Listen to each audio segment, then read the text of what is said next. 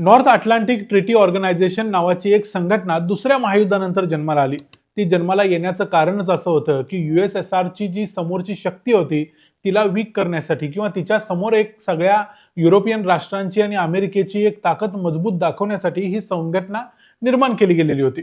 या संघटनेचं आर्टिकल 5 मध्ये असं म्हटलेलं आहे की कोणत्याही नाटो मेंबर असलेल्या देशावर जर कुठल्याही तिसऱ्या देशानं जर हल्ला केला तर संपूर्ण नाटोवर तो हल्ला झालाय असं समजलं जाईल आणि संपूर्ण नाटो संघटना त्या देशावर हल्ला करेल.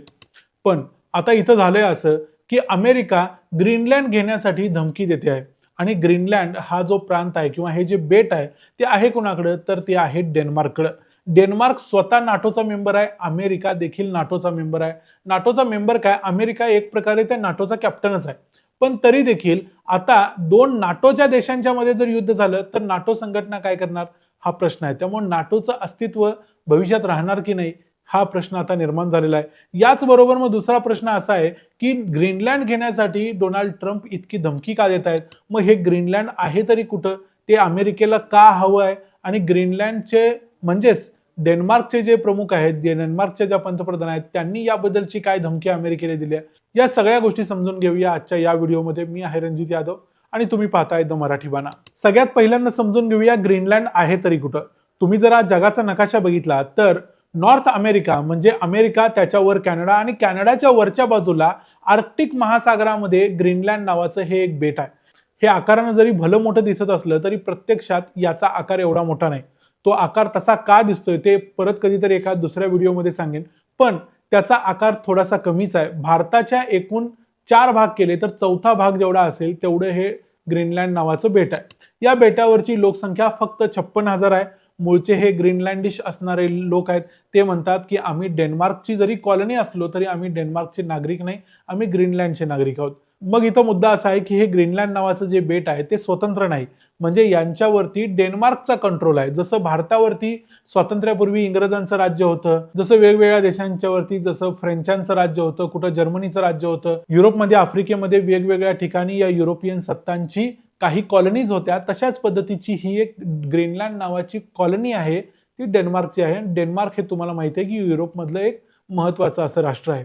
जरी ही डेन्मार्कची कॉलनी असली तरी त्यांच्याकडे स्वतःची पार्लिमेंट आहे, स्वतःचे मंत्रिमंडळ आहे आणि इतर गोष्टी आहेत. त्या पद्धतीने ते स्वायत्तपणे आपला कारभार बघतात.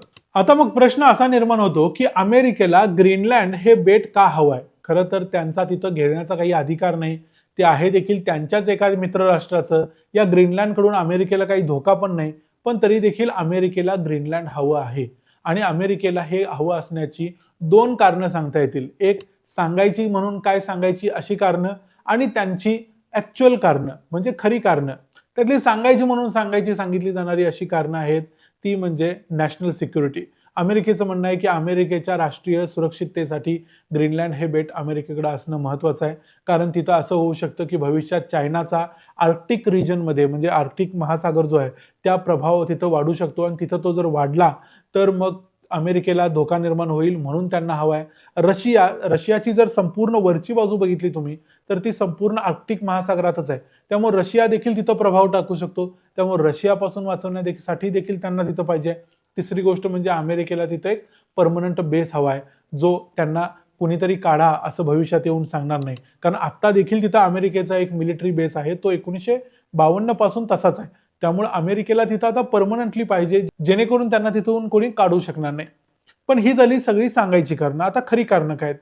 सगळ्यात महत्वाचं कारण आहे या डेन्मार्कच्या बेटावरती असणारी नैसर्गिक साधन संपत्ती आणि त्यामध्ये इथं ऑइल सापडलेलं आहे, इथं नॅचरल गॅस सापडलेली आहे आणि जिथं ऑइल आणि नॅचरल गॅस मिळतं तिथं अमेरिका सगळ्यात पहिल्यांदा धावते. अमेरिकेत स्वतः जरी ऑइल आणि नॅचरल गॅस सापडत असलं तरी देखील अमेरिकेला जिथं मिळेल तिथलं हवंच आहे.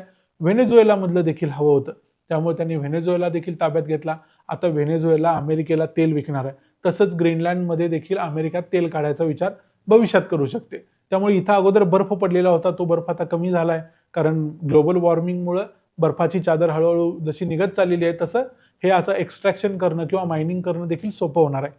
याशिवाय ज्याला आपण रेअर अर्थ मिनरल्स असे म्हणतो, हे रेअर अर्थ मिनरल्स देखील इथं मोठ्या प्रमाणावर सापडतात, जे सध्या मोठ्या प्रमाणावर चीनमध्ये सापडत आहेत आणि चीननं त्याच्यावरती बंदी घातलेली आहे. त्यासाठी देखील अमेरिकेला हे ग्रीनलँड नावाचं बेट हवं आहे. आता अमेरिकेचं असं झालंय की अमेरिकेला हे हवंच आहे, मग त्यासाठी अमेरिका काहीही करायला तयार आहे. म्हणजे डोनाल्ड ट्रम्प यांची जेव्हा पहिली टर्म होती 2016 ते 20, त्यावेळेला देखील त्यांना हे हवं होतं. आता देखील त्यांना ते हवं आहे, फक्त आता ते कुठल्याही थराला जायला तयार आहेत. आणि ते म्हणतात की आम्ही 3 प्रकारे हे घेऊ शकतो. म्हणजे अमेरिकेचे जे सेक्रेटरी ऑफ स्टेट आहेत मार्को रुबियो, त्यांनी देखील असं सांगितलंय की आम्ही लगेच मिलिटरी घुसवणार नाही आहोत. आम्ही पहिल्यांदा हे ग्रीनलँड बेट विकत घ्यायला तयार आहोत, त्यासाठी पैसे मोजून द्यायला तयार आहोत. पण ग्रीनलँडचं असं म्हणणं आहे की आम्ही स्वतःला विकायला काढलेलं नाही. डेन्मार्कनं सांगितलंय की आम्ही काय विकायला काढलेलं नाही, पण तरी देखील अमेरिकेला मात्र विकत घ्यायचं आहे. म्हणजे याला एक होस्टाईल टेक ओव्हर असं म्हणू शकतो. दुसरी एक लीगल पॅक्ट साईन करायचा आहे. तिसरी एक गोष्ट म्हणजे शेवटी काही ऑप्शन राहिला नाही तर अमेरिका आपली मिलिटरी तिथं उतरू शकते, असं देखील मार्को रुबियो यांनी सांगितलेलं आहे. म्हणजे थोडक्यात काय, तर अमेरिकेला काहीही करून हे बेट घ्यायचंच आहे. डेन्मार्क हा तसा शांतताप्रिय देश आहे. डेन्मार्कचं युद्ध किंवा डेन्मार्कचा कुठला वाद तुम्ही आजपर्यंत कधी ऐकला नसेल, पण पहिल्यांदा डेन्मार्कवर अशी वेळ आलेली आहे, कारण या जगाचा जो दादा आहे म्हणजे अमेरिका आहे, तो अमेरिकेचा आता डेन्मार्कच्या विरोधात उठलेला आहे. त्यामुळे डेन्मार्कनं देखील आता डोळे वठारून दाखवायला सुरुवात केलेली आहे. त्यामुळे डेन्मार्कच्या ज्या पंतप्रधान आहेत, मेटे फ्रेडरिक्सन असं त्यांचं नाव आहे, त्यांनी देखील सांगितलंय की जर अमेरिकाच आमच्यावर दादागिरी करणार असेल तर नाटो या संघटनेला तरी काय अर्थ आहे, कारण नाटोच्या जीवावर आम्ही सुरक्षित आहोत असं समजत असतो, तर इथं नाटो मधलाच देश आमच्यावरती दादागिरी करतोय. दुसरी गोष्ट म्हणजे त्यांनी आणि त्यांच्या डिफेन्स फोर्सेसनी देखील सांगितलंय की 1952चा एक कोल्ड वॉरच्या काळातला एक कायदा आहे, ज्याच्या अनुसार म्हणजे मिलिटरी रूल आहे, त्यानुसार त्या ग्रीनलँडच्या भूमीवरती जर कुठलीही मिलिटरी कधी उतरली तर अचानकपणे अगोदर गोळ्या घातल्या जातील आणि नंतर विचारलं जाईल की तुम्ही कशासाठी आलात, काय आलात. कारण पूर्वी त्या काळी तिथं USSRची म्हणजे रशियाची भीती होती, म्हणून हा कायदा केला होता आणि त्याला अमेरिकेची संमती होती. आता डेन्मार्कनं सांगितलंय की आम्ही तो कायदा परत एकदा लावणार, जर अमेरिकेचे लोक तिथं आले तर आम्ही अगोदर त्यांना गोळ्या घालणार आणि नंतर विचारणार की कशासाठी आला होता. म्हणजे डेन्मार्कनं देखील अमेरिकेला ट्रम्प यांना भीती घालायला किंवा त्यांना जशास तसं उत्तर द्यायला सुरुवात केलेली आहे. पण आता याचा परिणाम काय होईल, कारण डेन्मार्ककडेही तेवढी ताकद नाही की त्या अमेरिकेशी लढू शकतील, ग्रीनलँडला तर शक्यच नाही. त्यामुळे नक्की काय होईल, कसा याचा प्रकरणाचा तोडगा निघेल, आणि डोनाल्ड ट्रम्प यांचं म्हणाल तर त्यांच्याकडे अजून पुढची 3 वर्ष आहेत, त्यामुळे अजून पुढच्या 3 वर्षात हा माणूस काय काय करेल हे आत्ता तरी आपल्याला माहिती नाही.